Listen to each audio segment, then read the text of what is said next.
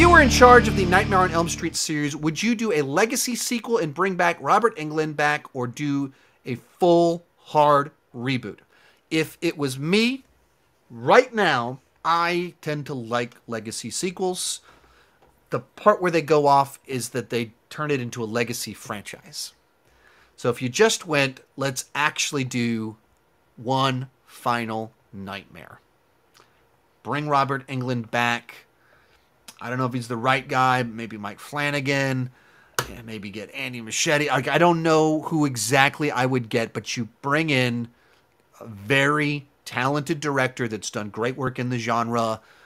Someone ideally that kind of has that right aesthetic. Actually, I'll go Scott Derrickson. Scott Derrickson is the guy that I'll go with, because I think the trippy visuals of Doctor Strange, that this is a guy that has done special effects, and in the MCU that are all special effects movies, he's made one of only a few that have interesting visual effects. So you bring in Scott Derrickson that has worked and done very cool visual effects, but also has a long history of doing horror. And so you combine those together, and I think you can do something interesting. And we're going back to first Nightmare. We're going back to Dream Warriors.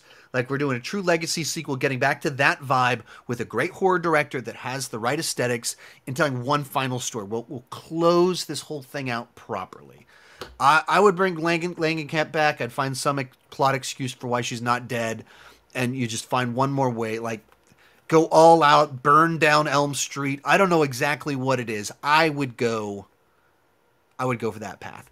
Like, as long as Robert Englund is alive, and you have this scenario where, like, we only have one movie where he didn't play Freddy, and it wasn't all that well received. And so, in an era where we love these legacy sequels, bring it back one more time, let's play with it. You do the final nightmare, the final showdown, burn Elm Street to the ground, and just have this final satisfying end to it.